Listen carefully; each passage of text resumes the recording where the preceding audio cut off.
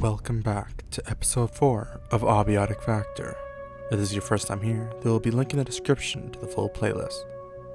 Previously, our subject made their way through alternate dimensions on a quest for power cells. Having retrieved one, they made their way into manufacturing, where they learned it wasn't just the specimens hunting them down. On day 13, I wasted no time heading back to manufacturing, wanting to leave early so I'd have the whole day to explore. As I got to the garage area, I noticed someone in the small break room that wasn't there yesterday. I snuck up on them, and when I noticed his gun, I knew I had to take him down quickly.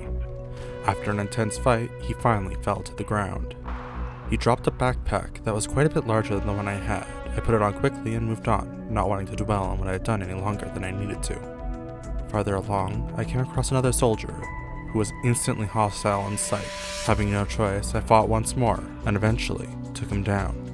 In one of the areas under the floor in the garage, I don't know what it's called, there was a woman named Julia, evidently hiding from the soldier. She told me someone named Frake had asked her to come get something from the blacksmith. Apparently, Frake had a plan to get them out of there, though it was extreme. Moving on, I found the blacksmith in the forge. He told me to head to the surface tunnel, but mentioned security doors I'd have to hack through. He also offered to craft equipment for me should I need it. From there, I found someone named Kovac, hiding in a minecart. He seemed quite desperate to escape. He was convinced there was spies among us. Looking around, I found a rift in a nearby cave, though I decided to explore it later. Finally, I found the tram station. As I did, I couldn't help but feel a shift in the air. Seems like another biological incursion might be due. Using the tram, I was able to head back to the office sector, and, as predicted, the night's rifts appeared in my base. Though this time, I got smart. I set up the choppinator I used on the security bots in the center of my base, hiding under it while the specimens spawned. Most of the time, they instantly hit the blades and died, though occasionally I had to take them out manually. Thankfully, it didn't take long for the air to feel normal again. By now, used to the routine that nothing spawned in after the air went back to normal, I went to bed. On day 14, all I did was collect resources in manufacturing, nothing to note. Day 15, I decided to explore the rift that I had found. Upon entering, I fell into a pool of water, and had to immediately fight some specimens. Farther into the cave, there seemed to be a crashed train. Following my way through, I ended up in a place where a bridge used to span a deep pit, but now was broken. Having nowhere to go from there, I backtracked along the train. Heading the other direction led me to a new section of the facility that was originally blocked off for me. There, I met someone named Hank, who was keeping an eye on all the radioactive waste in the area, mentioning this Frake person again and that they'd kill him if something went wrong. Moving on, there was the security door that had opened up the area to the rest of manufacturing. Unfortunately, my hacking device was not sufficient for the task, meaning I'd have to end up backtracking through the cave to the rift. Heading back to the office sector, I found a keypad I could hack. Inside, I found a small gun range where I was able to pick up a pistol. I also found someone named Dr. Stewart, who was stuck there and too afraid to leave.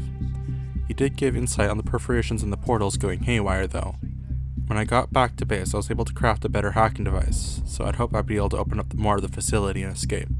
On day 16, I headed out in the morning, though I noticed in the portal room area there was an outline of an employee I hadn't seen before, thanks to the employee locator. Apparently, Marion had come from the Flatlands into the facility. He offered trades to me in thanks for freeing the giants.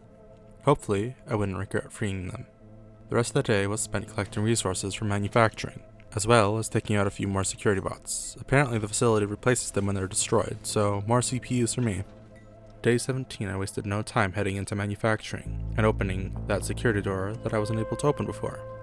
Opening it let me go around this area more freely.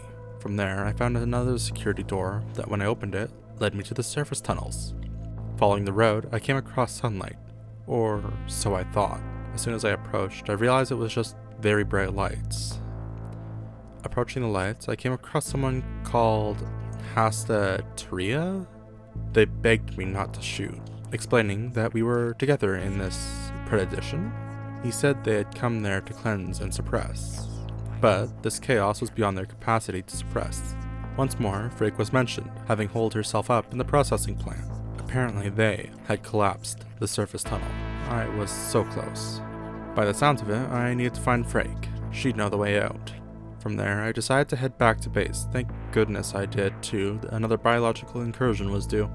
The fight this time was much like the last, nothing out of the ordinary. By the time I was done cleaning up the specimens, the lights had come back on. I took a quick nap before heading back out.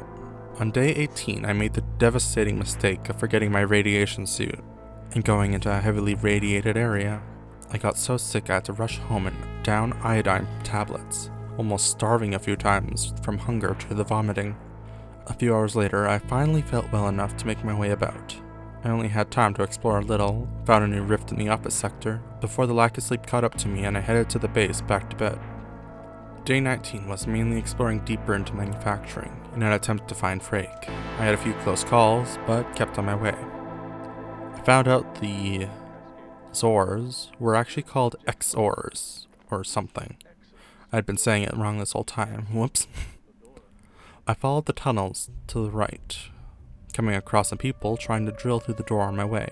In the midst of exploring the area, the lights went out. I completely lost track of time.